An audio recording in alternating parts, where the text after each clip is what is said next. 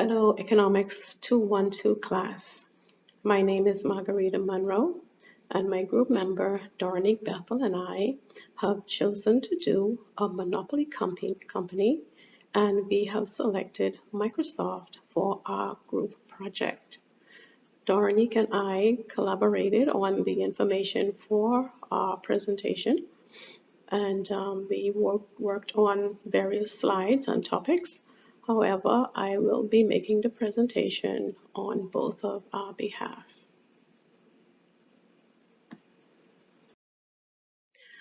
So let's discuss what is a monopoly. A monopoly is a market structure characterized by a single seller selling a unique product in the market. In a monopoly market, the seller faces no competition as he is the sole seller of goods with no close substitute. For this reason, a monopoly company is at an advantage because it can set its own terms as far as negotiations and price are concerned. So in our research, we found 7 types of monopoly. Simple monopoly. This is when a firm charges a uniform price for its goods sold to all of its buyers. Discriminating monopoly. This is the exact opposite in that this is when the firm then charges each buyer a different price for its goods. Pure monopoly. This is one where a single firm controls the supply of a commodity where there is no substitutes for that commodity. Imperfect monopoly. This means that there is a limited degree of monopoly. Natural monopoly occurs when a product is produced because of natural causes. Legal monopoly. This occurs when anyone receives monopoly due to legal provisions in the country. Industrial or public monopoly. This is created in the interest of the general public when government naturalizes certain industries in the public sector.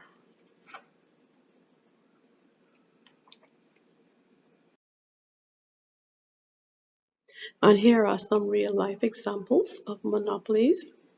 Railways, Luxottica, Microsoft, AB InBev, Google, Patterns, AT&T, and Facebook.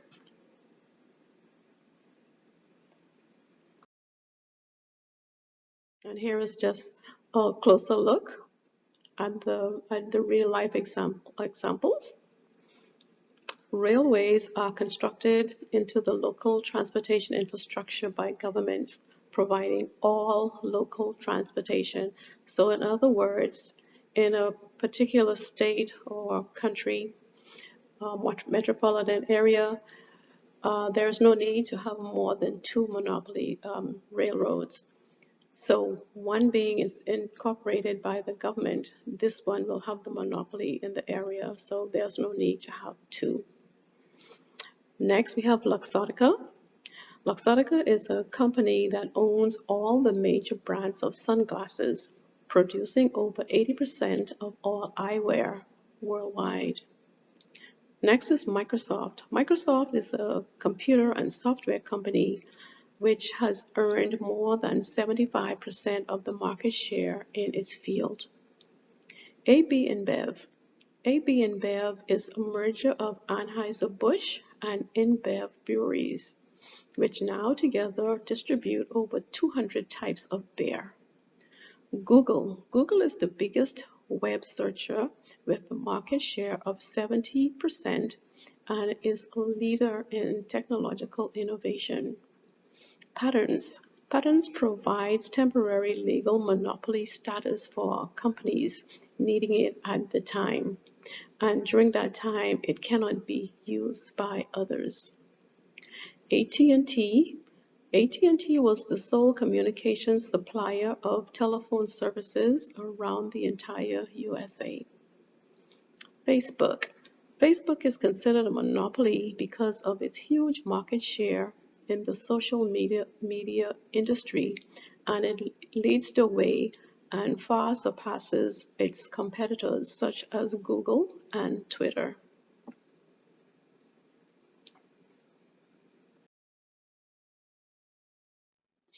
Here now is an introduction to Microsoft. Microsoft is the largest corporation around the world that produces software. It produces an extensive collection of operating systems for all PCs.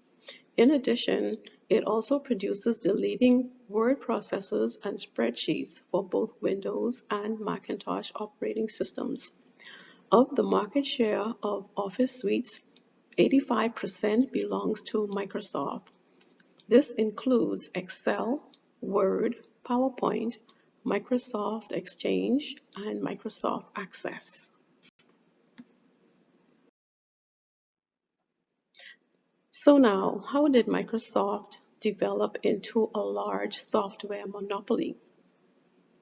Well, we are quite aware that monopolies do not appear overnight. It is a collaboration of intelligent business ideas and mistakes by competitors. When Microsoft first started to produce MS-DOS, it was not a monopoly. However, by the late 1980s, Microsoft controlled approximately 80% of the operating system market. How Bill Gates built a monopoly.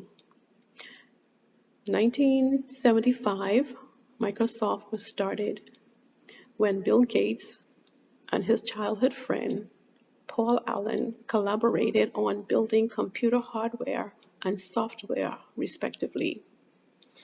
In 1981, Microsoft bought an Intel-based 8086 operating system chip from which they redesigned a product and licensed it to IBM for its new personal computer. This was released as MS-DOS 1.0. In the 1980s, Microsoft controlled the operating system market, and versions of MS-DOS ran on over 80% of personal computers. In 1990, Microsoft Windows 3.0 was released, cementing Microsoft's position as a software monopoly.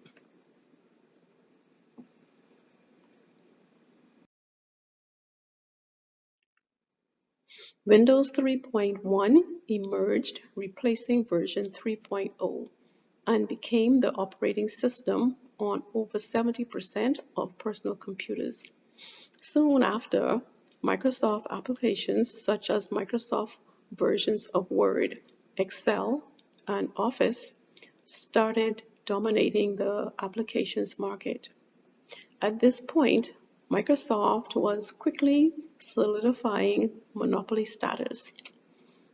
In the 90s, Microsoft began diversifying into other markets, producing products for multimedia business operating systems, games, and online services.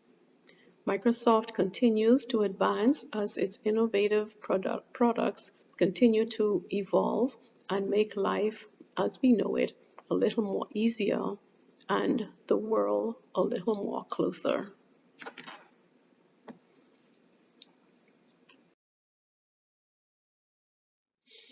Here are some advantages and disadvantages of a monopoly. Disadvantages: higher prices for consumers, less incentive to cut costs, less inventive to innovate and invest, allocative inefficiency, decline in consumer surplus, productive inefficiency, potential diseconomies of scale. May also have monopoly power, which is paying lower wages to workers. Monopolies can gain political power to protect their vested interests. Less choice for consumers. And advantages: economies of scale, lower lower average costs for increased scale. High profit can be used for research and development, dynamic efficiency. The reward of getting patents or monopoly power can encourage investment. Firms who become monopolies may just be efficient, very efficient, successful, and innovative. Governments can regulate to get best of both worlds, economies of scale, and fair prices.